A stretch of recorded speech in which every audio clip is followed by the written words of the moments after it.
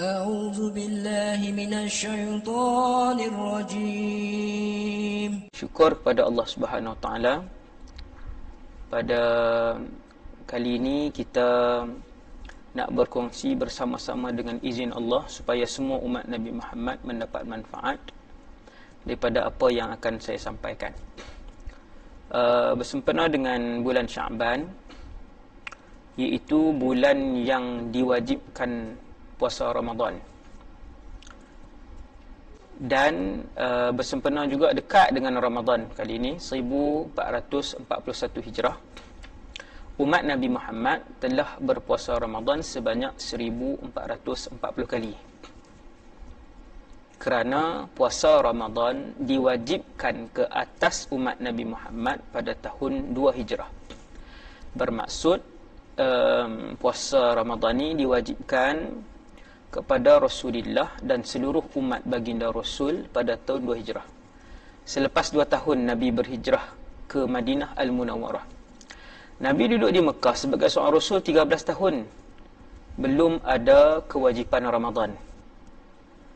Lepas hijrah, tahun pertama tak lagi, tahun kedua bulan Syaban, baru turun ayat ya ayyuhallazina amanu kutiba alaikumusiyam, dengan sesiapa yang melihat di kalangan kalian anak bulan falyasum, maka berpuasalah.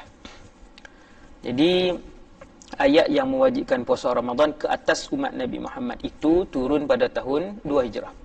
Tuan-tuan bayangkan, sudah 1440 kali umat Rasulullah SAW ini bertemu dengan bulan yang mulia ini, itulah bulan Ramadan.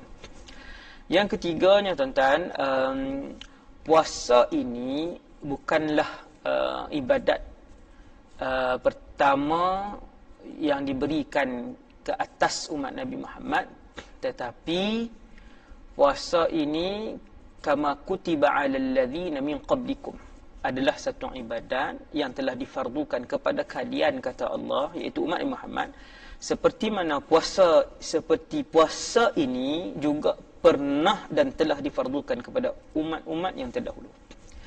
Kalau kita berasa susah untuk berpuasa, saya dan kita semua, maka kita kena ingat seluruh umat-umat tauhid yang terdahulu, rasul-rasul yang terdahulu, umat-umat mereka juga berpuasa. Subhanallah. Seronok kita rasa ada satu hubungan yang begitu rapat di antara semua orang Islam di dalam alam ini, sejak daripada zaman Nabi Adam AS sampai hari ini yang 1441 tahun ini. Ibadah ini, jenis menahan lapar dan dahaga ini pernah dilakukan oleh umat-umat yang terdahulu juga. Alhamdulillah, di atas Tuhan yang satu ini, Tuhan yang Esa ini, yang mengumpulkan ke semua umat, yang membuatkan kita berasa sangat rindu dengan umat-umat terdahulu, rasa nak jumpa kerana Tuhan kita satu, ibadah kita satu, syariat kita berbeza, cuma agama kita itu satu, itulah Islam keseluruhannya. Muslimin, ibu-ibu, ayah yang dirahmati Allah sekalian, saya menggunakan kitab karangan Ustaz Muhadir Haji Jul, iaitu 206 permasalahan puasa,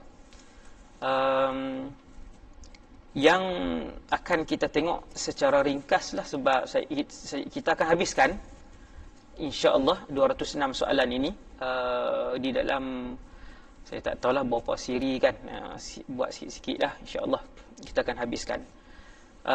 Saya tak baca dah muqaddimah pengarang. Semoga beliau dan guru-guru beliau dirahmati Allah dan dipelihara oleh Allah Subhanahu Wa Taala, dan semoga kita semua mendapat manfaat daripada penulisan beliau, insya-Allah. Yaqulul musannifu hafizahullah nafa'ana Allahu bihi wa bi'ulumihi wa bikum fid darain amin. Bahagian pertama, muka surat 1, kefarduan puasa Ramadan. Yang ni tadi saya dah sebut dalam muqaddimah, itu soalan pertama. Puasa Ramadan diwajibkan ke atas umat Nabi Muhammad bulan Syaban tahun 2 Hijrah.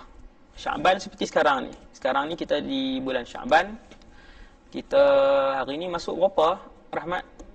10 Sya'ban. Hari ni dah 10 Sya'ban. Subhanallah. Dah masuk 10 Sya'ban. Okey. Menurut Al-Imam Syarqawi, Rasulullah SAW berpuasa sebanyak 9 kali Ramadan. Baginda wafat pada tahun 11 Hijrah. Puasa wajib pada tahun 2, 3, 4, 5, 6, 7, 8, 9, 10. Betul. 9 kali Ramadan. Nabi berpuasa 9 kali Ramadan. Selesai.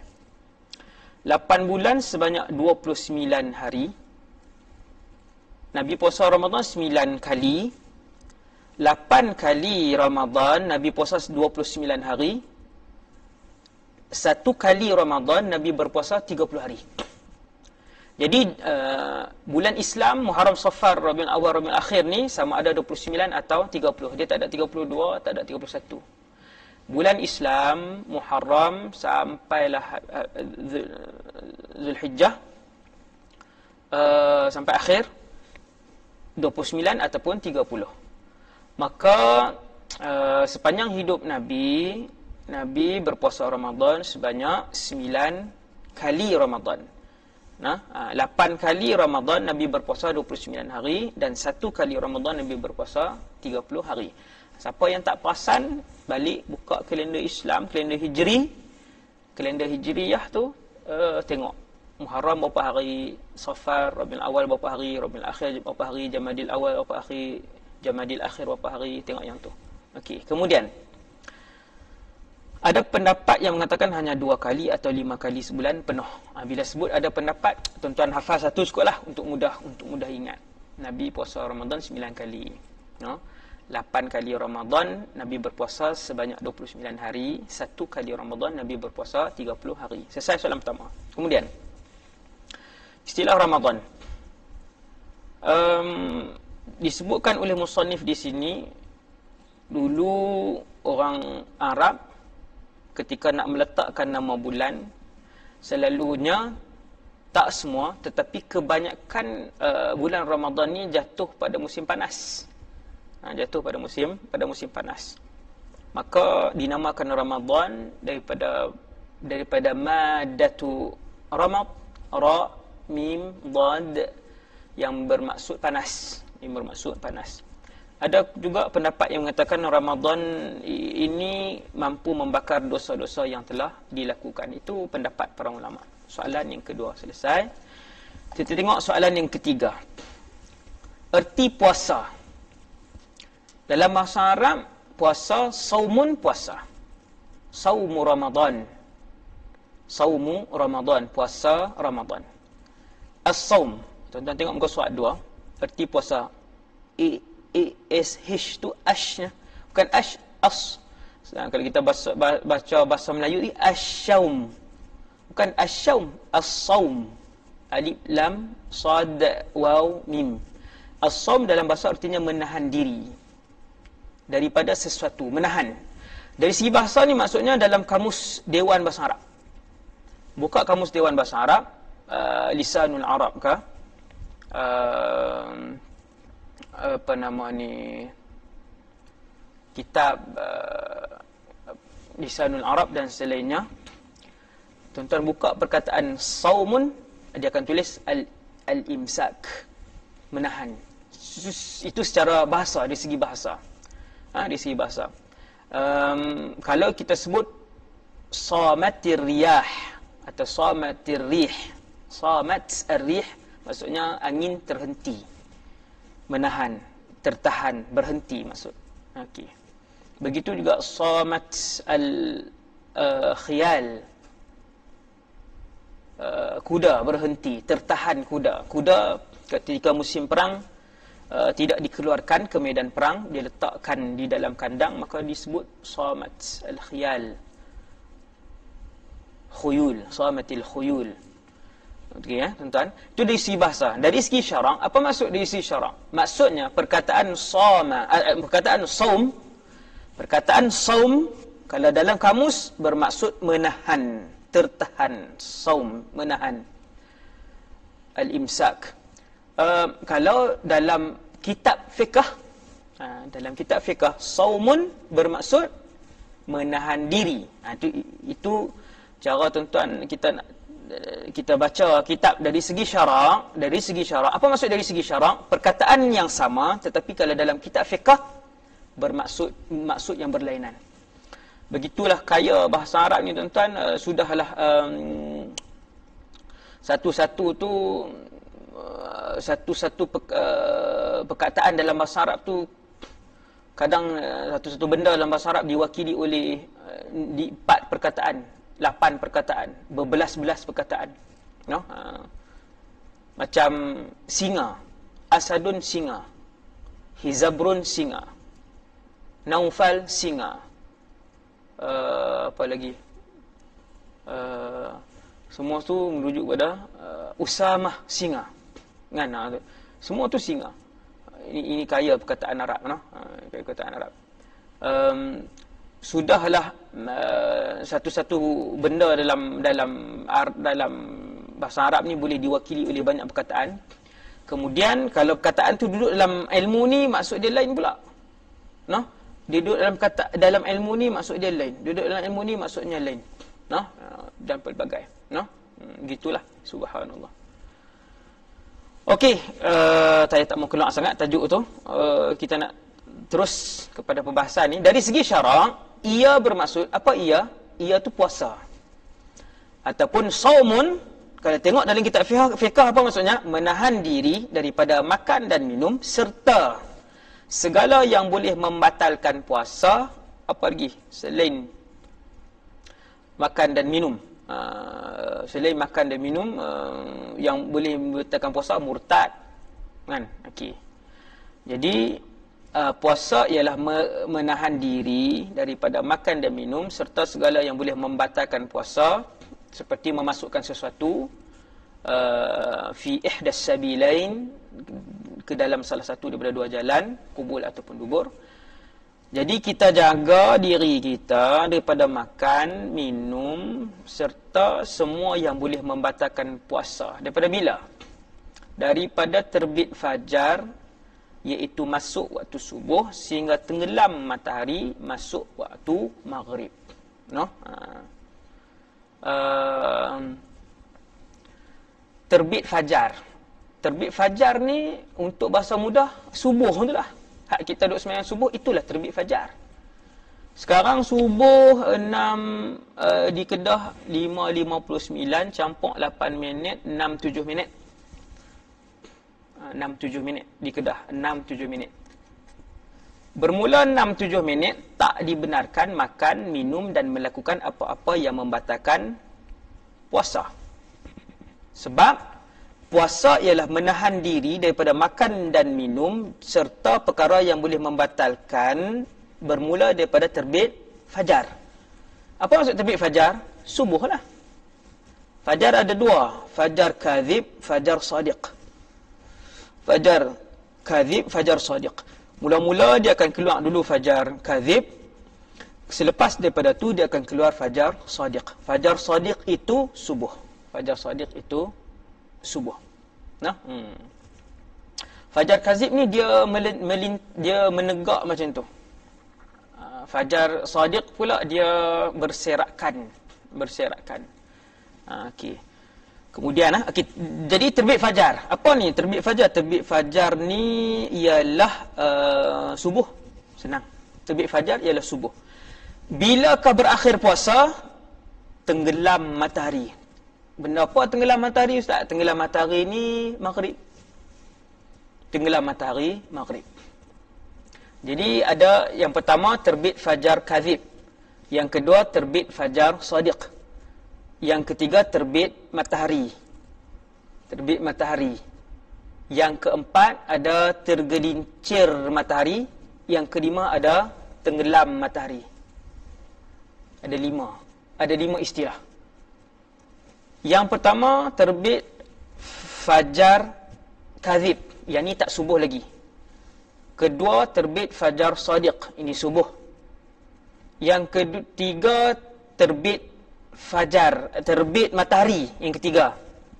Terbit matahari ni habis waktu subuh. Sekarang ni terbit matahari 7.14 di Kedah. Dia panggil syuruk. Terbit matahari ni dipanggil syuruq. Syuruq ni habis main subuh. Yang keempat, tergelincir matahari, yakni zuhur. Tergelincir matahari zuhur. Yang kelima, tenggelam matahari ni maghrib. Puasa bermula terbit fajar sadiq, ni waktu yang kedua tadi, berakhir tenggelam matahari. Ni yang ketiga tadi ni. Ini. Minta maaf lah kalau yang tak biasa dengar kan, itulah dia punya perbahasan dia, wallahu a'lam. Wallahu a'lam. Okey, gitu. Kemudian selesai erti puasa. Seterusnya hukum puasa Ramadan. Apakah hukum puasa Ramadan? Tuan-tuan, saya nak nasihat diri saya dan kita semua. Sekarang ni PKP, tanya anak-anak, apa hukum puasa Ramadan yang kita duk puasa tiap-tiap tahun? Tanya tuan-tuan. Tanggungjawab untuk mengajarkan fardu ain ini adalah tanggungjawab ayah dan suami. Suamilah yang wajib mengajarkan isterinya. Ini ilmu al-ma'lum min ad-din bid-darurah. Maklumat-maklumat yang mesti kena tahu, mesti orang yang di bawah tanggungan kita kena tahu. Hukum berpuasa Ramadan. Nampak simple ni, orang yang ahli mengaji masjid surau sebelum PKP yang selalu duduk pergi semayang masjid surau. Allah ustaz, hukum puasa Ramadan ni ustaz tak ada orang tak boleh jawab. Jangan kata macam tu tuan. Tanya dulu anak-anak. Kan? Sebab saya mengajak sekolah menengah. Kan? Dahulu 8 tahun saya mengajak sekolah menengah, saya tahu keadaan anak-anak remaja kita sekarang. Sangat menyedihkan. Sangat menyedihkan. Benda-benda yang basic information pun, maklumat yang sangat asas tak tahu. Tanya Rasul Ulul Azmi, tanya maksud asyhadu an la ilaha illallah wa asyhadu anna Muhammadar Rasulullah pun tak boleh dijawab. Wahai ayah, wahai suami, ketahuilah isteri dan anak-anak kamu di bawah tanggungjawab kamu untuk kamu sampaikan. Berkata pengarang Ustaz Muhadir, pada soalan keempat, ijma' mengatakan bahawa puasa bulan Ramadan adalah fardu. Puasa bulan Ramadan adalah fardu. Ini tak ada khilaf tuan-tuan, tak ada khilaf. Kun ada seorang ulama pada kurun tertentu, kurun sekian-sekian, sebut bahawa puasa bagi dia adalah sunat muakkad. Tak ada. Tak sama macam korban. Korban ada yang kata wajib, ada yang kata sunat muakkad. Melakukan korban. Begitu juga witir, ada yang kata wajib indal Hanafiyah, dan ada yang kata sunat muakkad. Adapun puasa Ramadan ijma' keseluruhan para ulama, ke semua mazhab dan ke semua ulama, termasuk ulama-ulama di luar mazhab 4 pun mengatakan ianya fardu puasa Ramadan. Soalan kelima, rukun ataupun fardu puasa. Rukun ataupun fardu puasa. Rukun dengan fardu puasa apa beza? Sama. Syarat di luar. Syarat di luar. Rukun atau fardu sama. Syarat benda lain. Tetapi kalau tak ada syarat, tak sahlah puasa itu juga.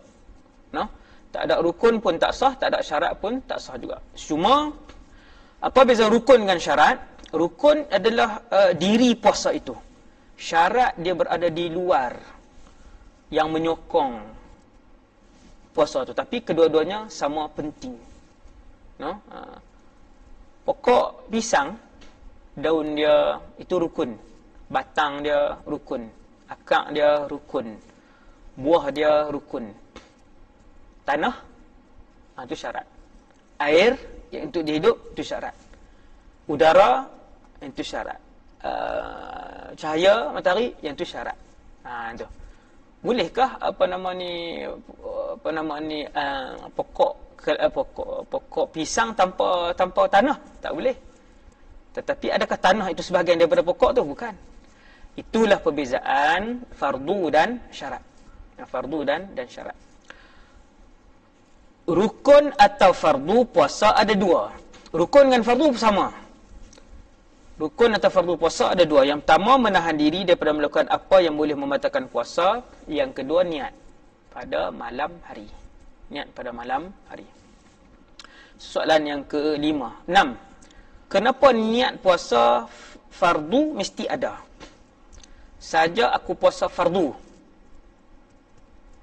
Kan kita niat pada waktu mana, kenapa kena sebut fardu? Ni di sisi Syafi'i ya. Di Malaysia ni mazhab Syafi'i tau. Kita ni mazhab Syafi'i. Jadi kita berpuasa mengikut mazhab Syafi'i. Kalaupun orang itu dia pakar mazhab Hanafi contoh, mengaji di mana-mana tempat mazhab Hanafi, dia reti, dia boleh mengajak kitab fiqh Hanafi. Dia balik dia tak mengajak fiqh Hanafi kerana meraih penduduk setempat di Malaysia yang mana rujukan para muftinya, rujukan asas mufti-mufti di Malaysia yang muktabar ini adalah mazhab Syafi'i, dan amalan penduduk setempat di Malaysia adalah berpandukan mazhab as-sadati Syafi'iyah. Maka pendakwah yang bijak, pendakwah yang cerdik, pendakwah yang rasional, yang hakim, dai yang hakim, alimun yang bijaksana, dia takkan buat masuk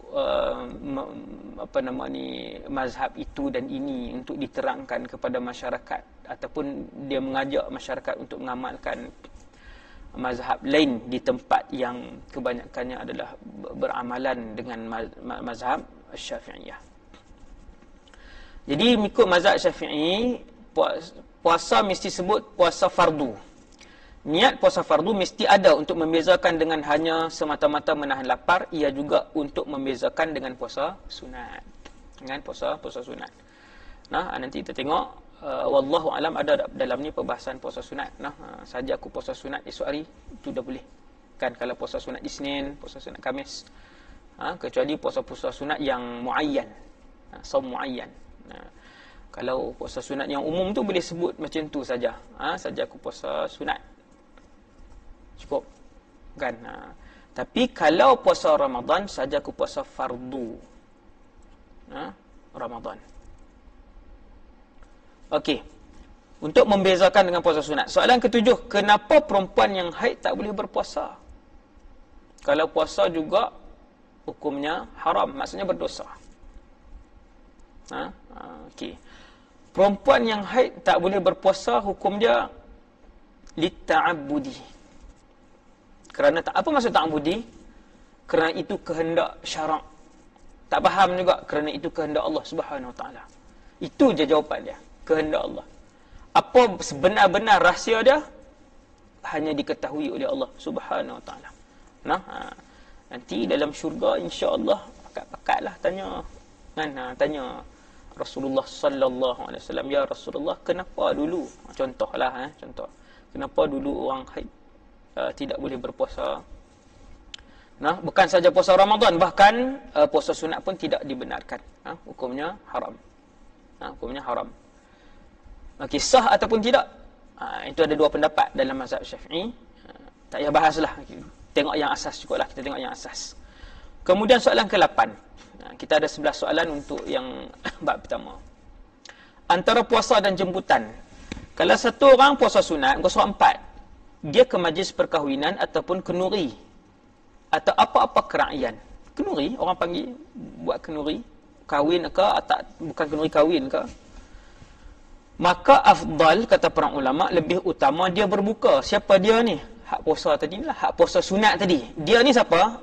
Yang berpuasa sunat tadi. Tentang bulat perkataan dia, buat anak panah, pi kat berpuasa sunat, garis kataan berpuasa sunat.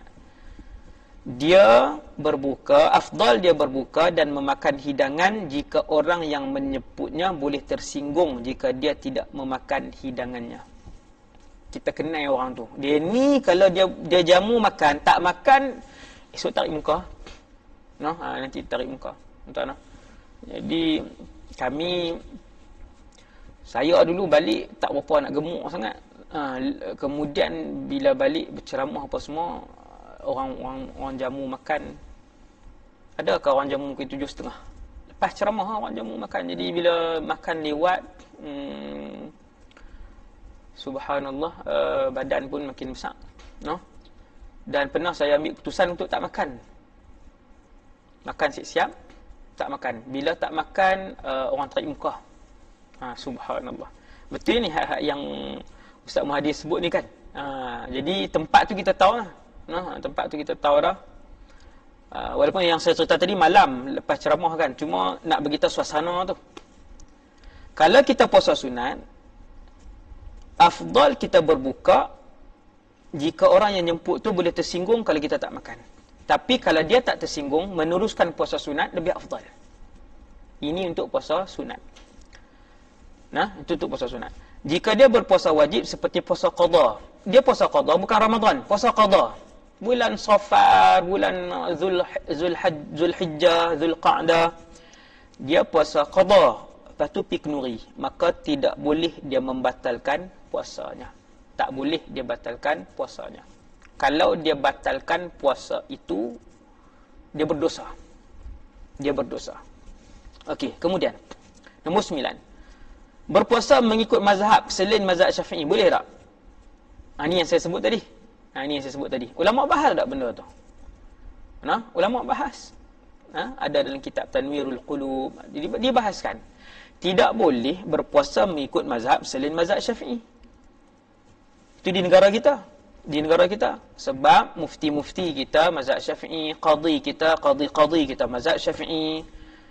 Kecuali lah di tempat yang bercelaru, yang tak ada mazhab. Di Malaysia ni. Yang tak ada mazhab, celaru lah tu. Kan, tak ada panduan. Ikut mazhab ni, celaru. Dan orang awam tak boleh nak berpegang kepada satu sistem yang umum. Sebab itu, ribuan tahun para ulama kita mengajar dan mendidik, mentarbiah ummah untuk berpegang dengan mazhab. Kecuali pada certain keadaan dibenarkan untuk taklid dengan mazhab lain. Bukti para ulama sejak dahulu, imam-imam besar yang bertaraf mujtahid tetapi juga berpegang dengan mazhab, ialah dalam kitab-kitab fiqh disebutkan. Tempat tu pegang dengan mazhab apa? Mufti dia mazhab apa? Qadhi dia mazhab apa? Itulah mazhab orang awam di tempat tersebut. Tuan-tuan sekalian. Maka tak boleh berpuasa mengikut mazhab selain mazhab Syafi'i, umpamanya mazhab Hanafi, Maliki, Hambali, kerana dia tidak tahu syarat rukun perkara yang batal ikut puasa dalam mazhab lain. Tuan-tuan. Okey, kemudian nombor 10, muka surat 5. Kanak-kanak berumur 10 tahun tidak mahu berpuasa. Apa hukumnya? 10 tahun baligh ke belum? Kita baca, kita tengok. Dalam mazhab Syafi'i dan Hambali, jika kanak-kanak yang berumur 10 tahun tidak mahu berpuasa, maka dibolehkan kepada kedua-dua orang tuanya atau penjaganya, sama ada orang tua dia, orang tua kanak-kanak tersebut ataupun penjaga. Ini kepada anak-anak yatim lah, anak-anak yatim kan, yang tak ada ibu ayah, penjaganya lah. Maka boleh kedua-dua orang tua atau penjaganya menghukumkannya. Dhamir ila aina ya'ud? Hadzal ha, hukumkannya tu kepada siapa? Kanak-kanak umur 10 tahun yang tak mau puasa. Dunia tu. Laki ke perempuan ustaz? 10 tahun laki-laki atau perempuan. Yang tidak baligh lagi lah. Ini yang belum baligh. Kanak-kanak yang belum baligh. Secara umumnya 10 belum baligh. Secara umumnya. Okey ya. Jadi bila dah umur 10 tahun tak mau berpuasa, maka boleh kita menghukumkannya dengan cara merotan. Umpamanya. Merotan. Rotan pula tak boleh pukul di kawasan-kawasan yang mudarat, yang memudaratkan tubuh badan dia, seperti dada, seperti muka. Muka ni haram. Muka haram. Kalau ambil air semayang, kita hempas air ke muka pun hukum dia makruh. Menghempas air ke muka tu hukum dia makruh. Muka ni tempat yang muhtaram, tempat yang muhtaram. Tak boleh tampak kepala, sepak muka orang kan, sepak pukul lah maksudnya, itu haram. Suami menyepak isteri di muka, haram. Guru menyepak anak murid di muka, haram. Nas'alullah al-afiyah wassalamah. Jadi ibu ayah atau penjaga boleh merotan anak tadi ni dengan niat mendidik dan menunjukkan kepada anak tadi bahawa ibu dan ayah tersebut tidak setuju dengan tindakan anak yang tak mampu puasa tadi. Dan sekalian, no? Okey.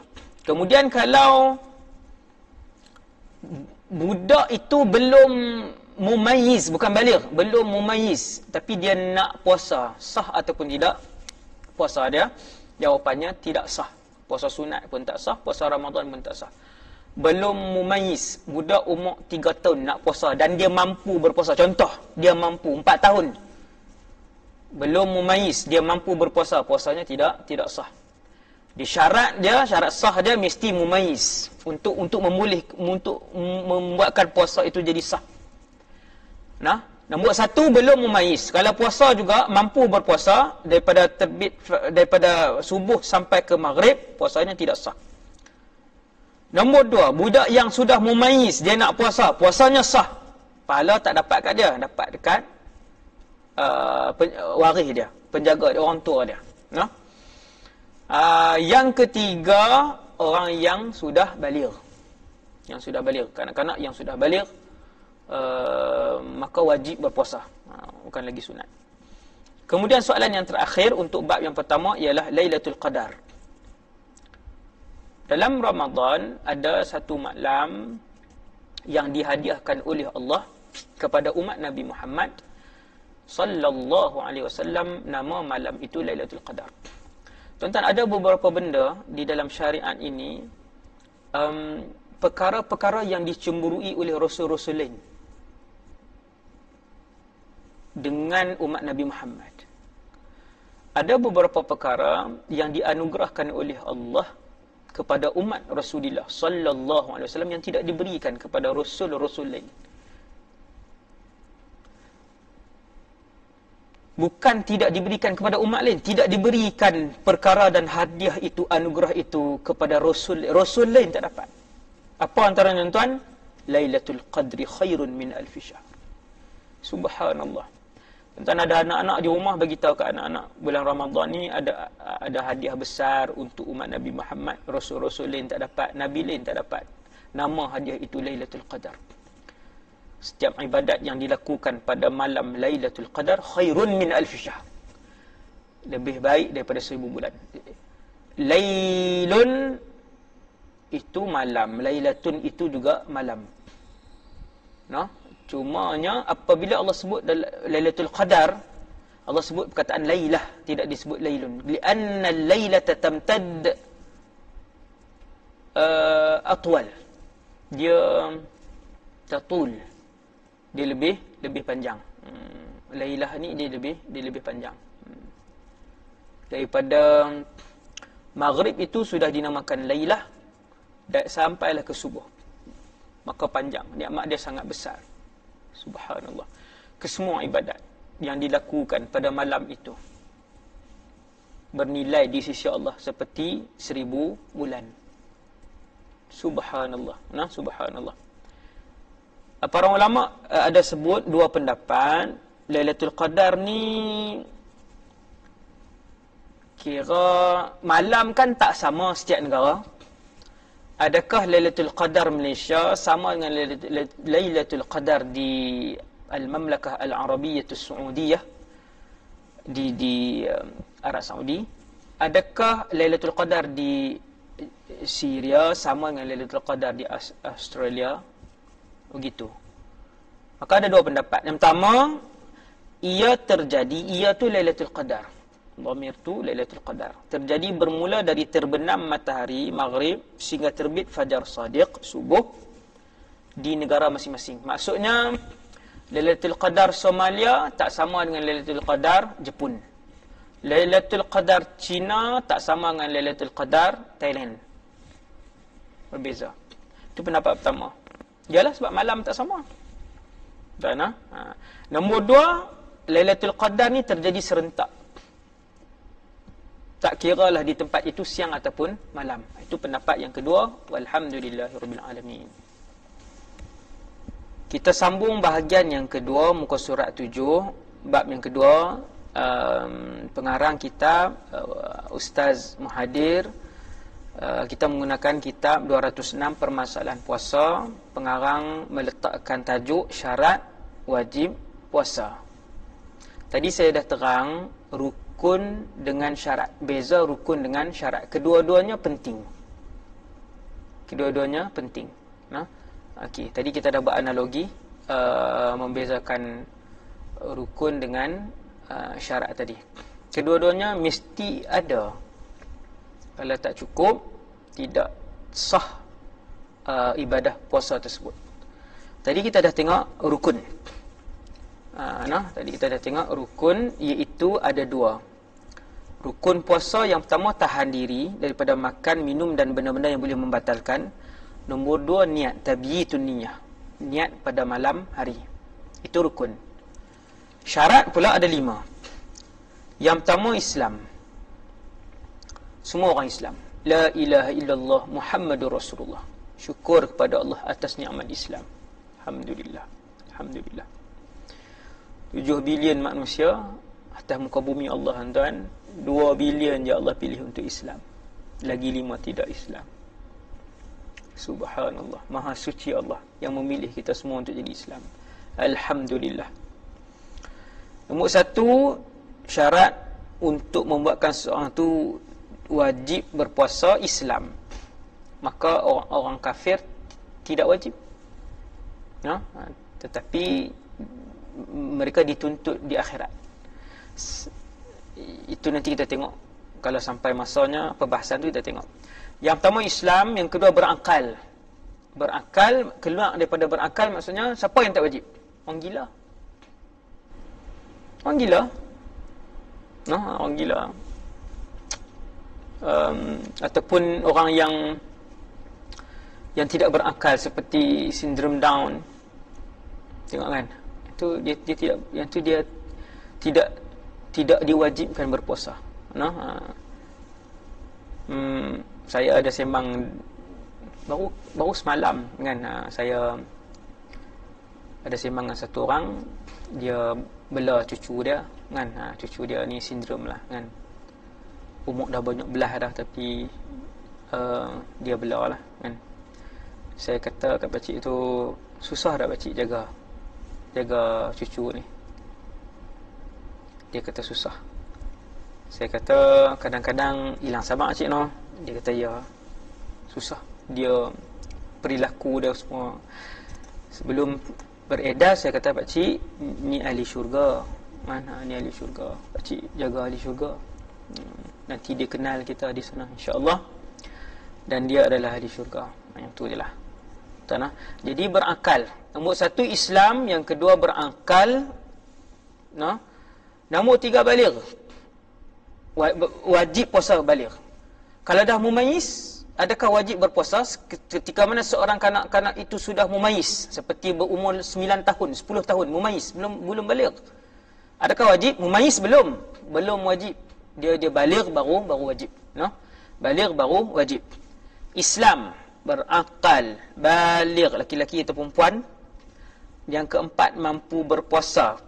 Mampu ni macam mana? Mampu ni mampu dari segi fizikal ataupun mampu dari segi syarak. Syarat wajib puasa nombor 4, mampu. Dari segi fizikal iaitu sihat, ataupun dari segi mampu juga ada pecahan yang kedua iaitu dari segi syarak, iaitu tidak haid, tidak nifas. Itu mampu dari segi syarak. Jadi ada 2. Okey. Keempat, syarat wajib puasa dia adalah mampu. Seorang yang mampu, tidak terlalu tua, tidak sakit yang teruk, sakit yang tidak sakit yang tidak ada harapan untuk sembuh. Itu mampu. Mampu maksudnya sihat dan juga tidak ada penghalang syar'i. Mani' syar'i tak ada. Nombor 5, bermukim. Ketika seorang itu mukim, maka wajiblah dia berpuasa. Sama ada merdeka atau hamba, sama syarat ni.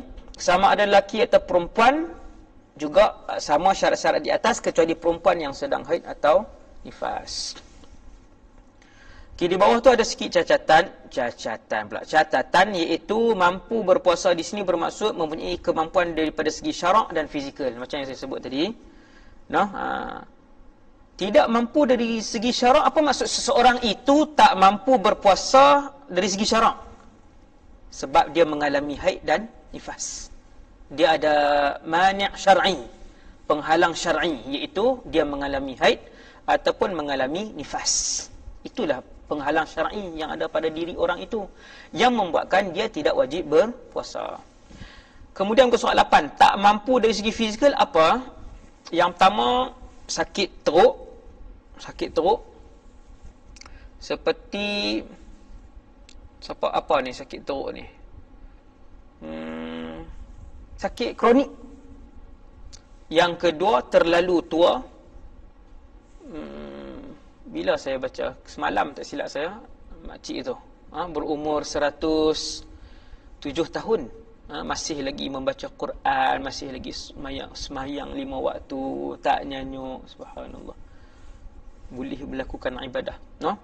Sekiranya seorang yang terlalu tua, 60 belum lagi, tuan-tuan, 80, 90 terlalu tua, wallahu alam. Adakah para ulama ada qaid khas ditahdid umur yang terlalu tua ni? Tapi kalau ikut kita, uruf kita, 60 belum lagi, no? 80, 90. Kalau orang yang terlalu tua tak mampu berpuasa disebabkan terlalu tua, terlalu lemah tubuh dia, maka dia tidak diwajibkan berpuasa. Kemudian nombor 3, apa maksud tak mampu dari segi fizikal? Sakit yang tidak ada harapan untuk sembuh. Sakit yang tidak ada harapan untuk sembuh. Nah, saya pernah selepas ceramah di satu negeri di selatan tanah air, kemudian ziarah satu rumah, habis makan, mak dia nak jumpa kan. Saya pun pergi dan tengok ibu beliau, tuan rumah tu, duduk di atas katil, terlantar di atas katil, tapi boleh duduk lah, no? Sudah lama duduk di situ, no? Bila mai musim PKP ni, yang berapa minggu ni, kita ni kan, ramai orang jadi tak torah. Orang Kedah kata tak tentu arah, tension, macam-macam lah perkataan keluar. Hasbunallah wa ni'mal wakil, kan? Macam-macam perkataan. Anak-anak dah jadi tak tahuan, duduk dalam rumah dia jadi boring teruk, apa semua sebagainya. Saya teringat bila saya baca surat khabar, satu editor tu, satu ruangan tu, editor tu tension. Dia tulis dalam tu, dia pun jadi tak keruan, dia pun, saya termenung tengok. Yang ni orang yang ada akal, maksudnya orang yang, orang kata profesional lah, orang yang profesional kan. Dia tulis dalam tu, jutaan orang baca tau. Mungkin orang ni tak rasa apa, tapi saya bila baca, tengok luahan dia kata dia pun tak tentu, dia tak ketahuan, orang Kedah kata kan, tak tahu nak buat apa dah, duduk dalam rumah, boring tahap. Dia kata dah stres, boring. Waktu saya, ni cerita saya ziarah orang tadi ni kan, makcik tu, tuan-tuan sekalian, dah hampir 20 tahun di atas katilnya. Kita PKP sebulan, tak tentu arah. Makcik itu dah hampir 20 tahun dan umurnya pun sudah melebihi 70 tahun. Sudah 70 tahun lebih umur beliau. Saya tak ingat 70 ataupun 80, tapi lebih 60. Yang tu saya sangat ingat, 70 lebih ataupun 80 lebih. Hampir 20 tahun duduk di atas, tak keluar mana. Katil. Hasbunallah wa ni'mal wakil. Sebab tu bila kita diuji oleh Allah dengan apa saja ujian, tengok mereka yang lebih besar dan berat ujian oleh Allah. Kita waktu tu kita akan insaf, kita akan rasa nikmat yang Allah bagi kita. Okey tuan-tuan sekalian, soalan yang seterusnya, puasa orang bukan Islam. Ijma' para ulama mengatakan tidak sah puasa seorang yang kafir. Walaupun dia sahur, walaupun dia niat nawaitu shauma ghadin an ada'i fardhi syahr Ramadan hadis, semua lengkap, tahan diri daripada makan, minum dan semua benda yang membatalkan puasa daripada terbit fajar sampailah maghrib, tetap tidak sah. Ada khilaf tak ustaz? Tak ada khilaf. Orang bukan Islam tidak sah. Yang seterusnya, baligh. Baligh pula. Seterusnya soalan nombor 3. Baligh sembuh dan bermukim ketika sedang puasa. Macam ni. Ya. Jika dalam bulan Ramadan seorang kanak-kanak menjadi baligh. Kanak-kanak ni macam ni contohnya. Dalam bulan Ramadan dia jadi baligh. Contoh. Budak ni umur 12 tahun. Umur 12 tahun. Dia pun bila masuk 11 Ramadan, malam tu mimpi. Esok tu 12 Ramadan dah. Esok tu 12 Ramadan. Bila malam tu dia mimpi, bermaksud dia dah baligh, bermimpi keluar air mani. Esok tu dia sudah baligh. Apa hukumnya? Satu. Nombor dua, orang yang sakit tiba-tiba sembuh, sakit teruk kemudian sembuh. Apa yang dia perlu lakukan? Atau orang yang bermusafir telah menjadi mukim sedangkan kesemua mereka sedang berpuasa. Waktu tu orang lain semua sedang berpuasa. Apa mereka ni nak buat 3 orang ni? Maka mereka semuanya wajib imsak, iaitu menahan diri dan tidak boleh membatalkan puasa. Macam ni, sekali lagi. Satu orang kanak-kanak, bukan dia baligh malam. Kalau dia baligh malam tak ada masalah, dia puasa daripada awal. Yang ni dia baligh siang ni. Budak ni macam ni. Budak ni umur berapa pun tak kisahlah, 11 ke, 12 ke, 13 ke. Dia tidur siang, tidur bangun pukul 11 pagi. Lepas main subuh pun tidur balik, bangun pukul 11 tengok basah. Basah tu kena air mani lah. Baligh lah pukul 11 pagi. 11 pagi tu bulan Ramadan. Orang ni semua sedang berpuasa. Budak ni, apa dia kena buat? Jawapan dia wajib meneruskan. Dia wajib menahan diri. Bukan meneruskan puasa. Dia wajib menahan diri, sama seperti orang lain, tak boleh makan, tak boleh minum sampai buka puasa. Tu nama dia menahan diri. Tu nama dia menahan diri. Bukan berpuasa. Sebab dia ni malam tadi dia tak niat. Budak ni sebab dia belum baligh. Dia belum baligh, jadi dia tak niat. Dia tak niat pun malam itu. Maka esokkan harinya, kebiasaannya bila dia bangun pukul 11 12 ni dia makan lah dalam rumah dia.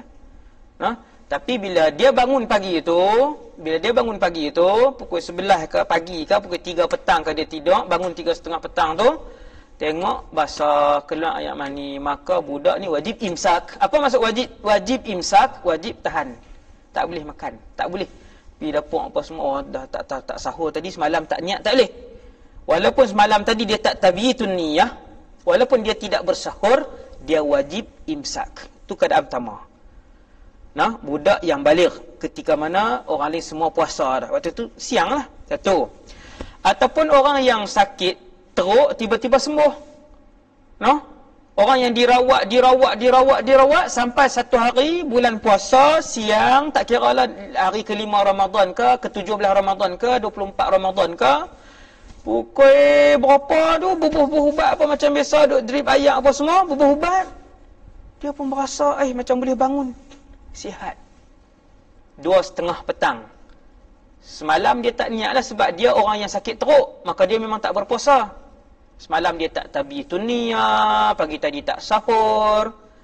Adakah dia boleh makan?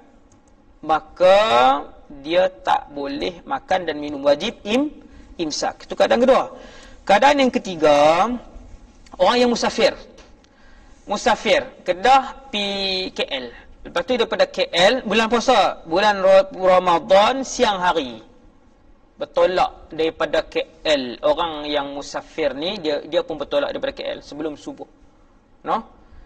Bila dia bertolak sebelum subuh daripada KL, patah balik mai sampai sini pukul 2 petang. Dia tadi dalam perjalanan, dia boleh berbuka. Dia dibenarkan, diharuskan berbuka. Dia haruskan berbuka puasa Ramadan, maka dia pun berbuka. Bila sampai mai di Sungai Petani ni pukul 2 petang, boleh makan lagi ke? Tak boleh makan lagi. Disebabkan semua orang sedang menahan diri dan dapar diri, semua orang sedang berpuasa, dia ni juga wajib imsak. Itu soalan dia. Itu dia punya kes dia, masalah. Itu perbahasan dia. Kemudian soalan yang keempat, masuk Islam dalam bulan Ramadan. Okey, orang masuk Islam dalam bulan Ramadan. Ini masuk Islam bukan murtad. Ini masuk Islam. Murtad perbahasan lain. Siapa-siapa yang murtad, contohnya dia Islam Bila masuk bulan puasa, apa semua dia pun puasa, masuk hari ke-10 Ramadan, murtad. Duk puasa dia elok ni pukul 9.30 pagi murtad. Wal'iyadzubillah. Wal'iyadzubillah, murtad pukul 9 pagi. Maka batal puasa dia. Lepas tu dia bertobat. Hari esok tu dia bertobat, dia wajib qada yang kemarin. Wajib qada yang semalam. Orang Kedah kata kemarin. Yang semalam tu dia wajib qada. Entah nah? Okay, begitu. Tu orang murtad. Batal puasa dan wajib qada. Yang kita duk baca sekarang ni nombor 4 muka surat 9, dia masuk Islam dalam bulan Ramadan. Dia bukan Islam, dia masuk Islam dalam bulan Ramadan. Berapa Ramadan dia masuk Islam? 28 Ramadan. Oh sedap nah, dekat-dekat nak raya. 28 tinggal berapa hari je. Allah takdir hidayah sampai hari itu. 28 Ramadan masuk Islam. Adakah dia kena qada jika seseorang masuk Islam dalam bulan Ramadan? Maka dia wajib berpuasa bermula daripada hari berikutnya, iaitu sehari selepas dia masuk Islam dan seterusnya. Dia mula sehari lepas masuk Islam tu, dan dia tak wajib qada yang hari-hari yang lepas. Tak ada dalam ni, boleh tambah ni. Ustaz Mahathir boleh tambah dalam ni. Dan dia tidak wajib qada hari-hari yang lepas, start daripada hari nombor 1 sampai hari 27 tu. Sampai hari 28 tu. Entah nah. Dia masuk Islam 28, 29 baru dia wajib puasa. 1 sampai 28 tu tak wajib qada puasa, dan begitu juga puasa tahun 2019, 2018 juga tak wajib qada, boleh tambah sikit hukum situ. Kemudian puasa kanak-kanak, ijma' mengatakan kanak-kanak yang belum baligh tidak diwajibkan. Belum mumayyiz, baligh, 3 ni. Belum mumayyiz, baligh. Belum mumayyiz tidak sah kalau dia puasa juga. Mumayyiz sah. Baligh wajib. Ijma' mengatakan kanak-kanak yang belum baligh tidak diwajibkan melakukan apa-apa kefarduan. Dalam pada itu jumhur ulama menganggap ia baik sebagai suatu latihan sebelum baligh. Kalau puasa juga, orang yang sudah mumayyiz tadi ni, nombor 2 tadi ni, sangat baiklah untuk mengajar dia. Oleh itu tidak wajib bagi kanak-kanak yang belum baligh untuk berpuasa Ramadan. Ia hanya sunat untuknya berpuasa Ramadan. Kanak-kanak yang belum baligh sunat berpuasa Ramadan. Jika dia mahu berpuasa dan dia mumayyiz, maka puasanya sah. Orang tuanya yang menggalakkan kanak-kanak yang mumayyiz tadi ni, yang nak puasa, untuk berpuasa juga mendapat pahala. Ayah dapat pahala, mak dapat pahala. Maka rebutlah ibu dan ayah untuk mendapat pahala tersebut. Anak ada 6 orang, anak 3 orang, anak 8 orang. Siapa ibu dan ayah yang melatih itu, si anak tadi puasa, maka boleh pahala seperti orang yang berpuasa kepada ibu dan ayah tadi. Al-Imam Al-Khatib mengatakan, diperintahkan berpuasa kepada kanak-kanak yang berumur 7 tahun, disuruh ketika dia sudah mampu berpuasa. Daripada umur 7, tiap-tiap hari bagi tahu kat dia, esok kita nak puasa. Daripada umur 7, ingatlah anak-anak lelaki ataupun perempuan, tiap-tiap hari gerak dia, jom sahur. Daripada umur 7. Bermula seawal dia umur 7, gerak. Iaitu umur 7 tahun qamariyah. Iaitu lebih kurang 6 tahun 10 bulan. 6 tahun 10 bulan tu 7 tahun dah. 6 tahun 10 bulan umur dia, itu dah masuk 7 tahun. Entahlah, 7 tahun. Sebab cara perkiraan umur Muharram Safar qamariyah dengan hijriyah dengan miladiyah syamsiyah tadi ni tak sama, tak sama.